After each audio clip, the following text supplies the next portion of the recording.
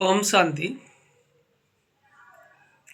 এখন আমরা আলোচনা করব শিব বাবা কি শ্রীমত কি মহিমা। শ্রীমত শ্রী শ্রী শিব বাবা এই শ্রেষ্ঠ মত দিচ্ছে আমাদেরকে সঙ্গম যুগে। এটাকেই বলা হচ্ছে শ্রীমত। এই শ্রীমত যদি আমরা ঠিকঠাক পালন করি তাহলে আমরা শ্রেষ্ঠতে শ্রেষ্ঠ পথ পেয়ে যাব, আমাদের সদ্গতি হয়ে যাবে।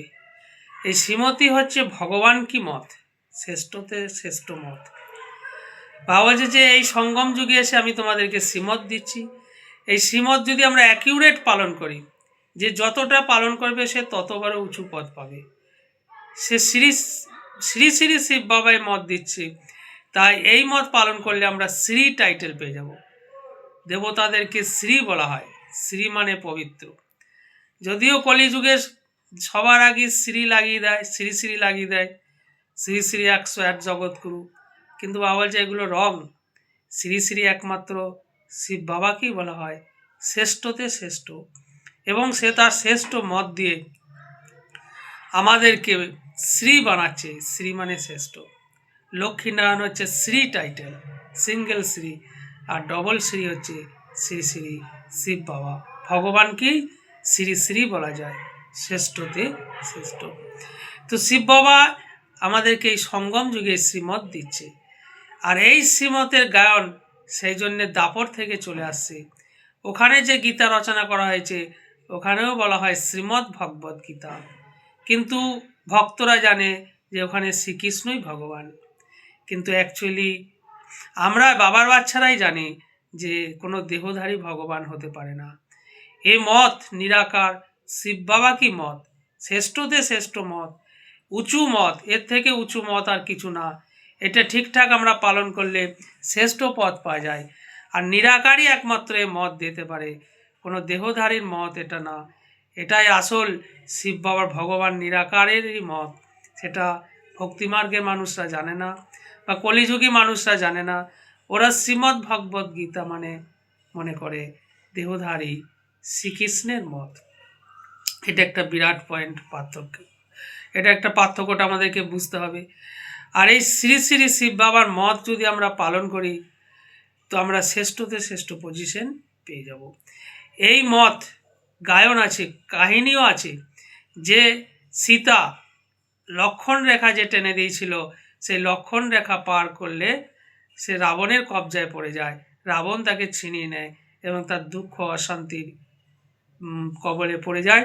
সে শোক বাটিকায় চলে যায়, অশোক বাটিকা না, শোক বাটিকা। তো বাবা বলছে শ্রীমত হচ্ছে, বাবার শ্রীমত হচ্ছে সেই লক্ষণ রেখা। এটাকেও আমরা যদি পার করি আমরা জাহান্নামে চলে যাব, নরকে চলে যাব, দোজকে চলে যাব, আমাদের দুর্গতিতে চলে যাব। সুতরাং আমাদের স্পেশাল অ্যাটেনশন দিতে হবে যে কিভাবে আমরা মিনিটে মিনিটে পুঙ্খানুপুঙ্খ অ্যাকিউরেটলি শ্রীমতটাকে পালন করতে পারি। কারণ এই শ্রীমত কিভাবে আমাদেরকে শ্রেষ্ঠ রাস্তা দেখায় সেটা আমাদেরকে আলোচনা করতে হবে। বাবা আমাদের লাইফস্টাইলই পাল্টে দিয়েছে এই শ্রীমতের মাধ্যমে। এই শ্রীমতের আধার ছাড়া আমরা শ্রেষ্ঠ পথ পেতে পারি না। আমরা এই পুণ্যকর্ম যা কিছু করব এই শ্রীমতের আধারেই। বাবা এমনভাবে শ্রীমত দিয়েছে যে আমাদের ভোরবেলা অমৃতবেলা থেকে রাত 10টা পর্যন্ত কিভাবে চলবো, প্রতিটা স্টেপে বাবা আমাদেরকে মত দিয়েছে। তো এটা বাবা শিব বাবা আমাদের বাচ্চাদের জন্যই করেছে, কারণ বাবা জানে বাবার এই মত পালন করলে আমরা একটা বিরাট উঁচু মঞ্জিলে পৌঁছাতে পারবো। কিভাবে মত দিয়েছে বাবা দেখুন, ভোরবেলায় 3টে বা 4টে ব্রহ্ম মুহূর্তে ওঠার পারমিশন দিয়েছে এই শ্রীমতে। এই ব্রহ্ম মুহূর্তের তাৎপর্য বেশিরভাগ মানুষই অজ্ঞাত। এই ব্রহ্ম মুহূর্ত হচ্ছে সেই বেলা রাত 2টো থেকে ভোর 2টো থেকে 5টা পর্যন্ত, এই টাইমটা 4:45। এটাকে বলে অমৃত বেলা, শ্রেষ্ঠ বেলা। এখানে চারদিকে পিওর ভাইব্রেশন থাকে, এই সময় কোনো খারাপ কাজ হয় না, চারিদিকে বাতাবরণও এমনি খুব পিওর থাকে। আর এই সময় যদি আমরা সাধনা করতে পারি, পুরুষার্থ করতে পারি, যোগ করতে পারি বাবার সঙ্গে, তাহলে আমাদের সারা দিন বাকি এই সময় 1 ঘন্টা যদি বাবাকে দিই তো বাকি 23 ঘন্টা আমাদের ভালো চলবে, এবং আমরাও নিজেরা শান্ত কন্ডিশনে থেকে অপরকেও সেই ভাইব্রেশন ফেলাতে পারবো। তাহলে এটা বাবা শ্রীমতে দিয়েছে যে অমৃত বেলায় ওঠো এবং উঠে যোগ সাধনা করো, বাবার সঙ্গে রিহান করো, বাবার সঙ্গে কথা বলো, চাট করো। এগুলোই বাবা আমাদেরকে শ্রীমত দিয়েছে ভোরবেলায়। এবার দেখুন, 2টো থেকে 4:45, 2টো না উঠতে পারি, 3টে না উঠতে পারি, 4টের পরে আর হবে না। এই তাহলে অমৃত বেলার সুবিধা নিতে গেলে আমাদেরকে 2টো, 3টে বা 4টের মধ্যে উঠতে হবে এবং বাবার সঙ্গে যোগ লাগাতে হবে। তো ফট করে একটা ঘুমের ভাইব্রেশন থেকে জোর তো লাগবে না। তো যোগ লাগাতে গেলে সেখানেও বাবার টেকনিক দিয়েছে। প্রথমে বাবাকে গুড মর্নিং জানাও, তারপর আস্তে আস্তে বাবার সঙ্গে কিছু কথা বলো, সংকল্পের বিনিময় করো, এটাকে বলা হয় রিহান। এই রিহান করতে করতে তারপরে বিভিন্ন রকম ছোটোখাটো যোগগুলো করো, তারপর আস্তে আস্তে একদম জ্বালামুখী যোগ বীজরূপ ইয়াদে পৌঁছে যাও এবং ঘন্টার পর ঘন্টা এই যোগে স্থির থাকো। তাহলে আমাদের আত্মা সকালবেলায় চার্জড হয়ে যাচ্ছে, আত্মার শক্তি নিয়ে নিচ্ছে বাবার কাছ থেকে। বাবা হচ্ছে সর্বশক্তিমান, বাবার কাছ থেকে আত্মার শক্তি নিয়ে নিচ্ছে এবং খুব পাওয়ারফুল হয়ে যাচ্ছে, আমরা চার্জড হয়ে যাচ্ছি। তারপরে কি করতে হবে? 5টা পর্যন্ত এইসব করলাম, তারপর কিছু প্রাত কাজ সেরে আবার আমাদেরকে মূল্যি ক্লাস যেতে হবে এবং যেটুকু এই যে টাইমটা মূল্যি ক্লাস 6:30, 7টায় যে শুরু হয়, তার আগের যে টাইমটুকু সেটা আমরা ব্যাটারি চার্জ করার ফলে আমাদেরকে ভালো ভালো পজিটিভ সংকল্পের মধ্যে রমণ করতে হবে। এ নয় যে আমার যোগ হয়ে গেলে এবার আমি যে যা কিছু সংকল্প করতে পারি, না, আমরা তন মন ধন সবই বাবাকে দিয়েছি। সুতরাং আমাদের মনের মধ্যে কোনো যেন ব্যর্থ চিন্তা, নেগেটিভ চিন্তা, কোনো খারাপ খেয়ালাত, কোনো কিছু বিকারী খেয়ালাত এসব যদি যেন না আসে, কোনো বিকার না আসে, ক্রোধ না আসে, আমাদেরকে সেরকম স্পেশাল অ্যাটেনশন দিতে হবে। এবার সেই টাইমটা এইভাবে থাকার পর আমরা 6:30 থেকে বাবার শ্রীমত দিয়েছে আমাদেরকে মুরলি শোনার। মুরলি হচ্ছে গডস ভার্সেন, ভগবানের ডাইরেক্ট বাণী।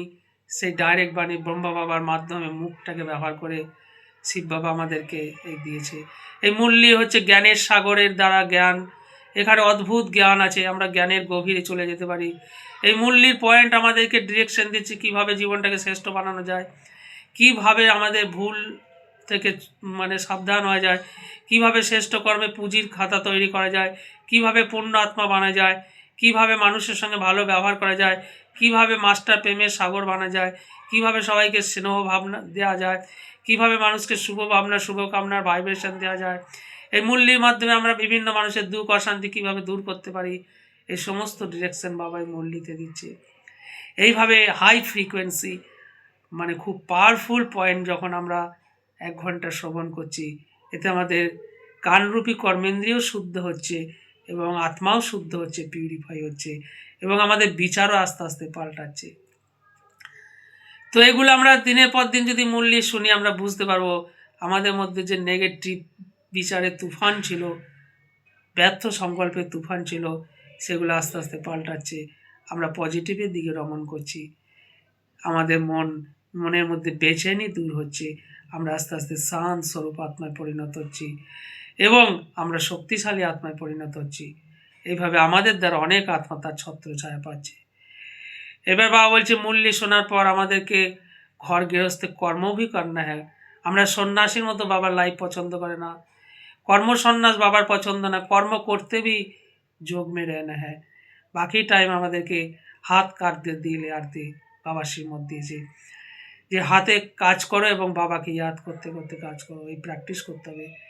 এটাকে বলা হয় কর্মযোগী স্টেজ। এইভাবে যদি আমরা কর্ম করতে করতে বাবাকে ইয়াদ করি, তো আমাদের কর্ম অ্যাকিউরেট হবে, ফ্ললেস হবে, পারফেক্ট হবে, আমাদের এফিসিয়েন্সি বাড়বে এবং আমাদের বাবার ইয়াদও থাকবে। প্রতি 1 ঘন্টা অন্তর খেয়াল রাখতে হবে যে বাবার সঙ্গে কানেকশন আমাদের আছে কি না। এর জন্যই ট্রাফিক কন্ট্রোলের ব্যবস্থা। এইভাবে সারা দিন কাটানোর পর আমাদের বাবা শ্রীমত দিয়ে যে সাত্ত্বিক ভোজন করতে হবে। সাত্ত্বিক ভোজন যে ভোজনের মাধ্যমে আমাদের আত্মার 7টা গুণ এনরিচড হয়।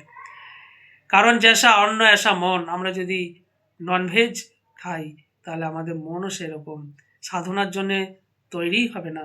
সাধনার জন্য তার একটা ধরনই দরকার, তার বেসমেন্ট সেরকম দরকার, উপযুক্ত পাত্র দরকার, তার জন্যে অন্যের একটা বিরাট ভূমিকা আছে। আমাদেরকে বাবাকে ইয়াদ করে বাবার কাছ থেকে শক্তি নিয়ে ভাইব্রেশন দিয়ে সেই অন্ন গ্রহণ করতে হবে। এটা বাবার সীমা। এইভাবে আমরা শ্রেষ্ঠ হতে পারবো। আমাদের মধ্যে শক্তি আসবে, শারীরিক শক্তিও আসবে এবং রুহানি শক্তি, মানসিক শক্তিও আসবে। এরপর বাবা দিয়েছে সন্ধ্যের সময় খুব পাওয়ারফুল যোগ। ওই সময় পবিত্র টাইম একটা থাকে অমৃত বেলার মতো। এটাকে বাবা বলছে নুমাসাম যোগ।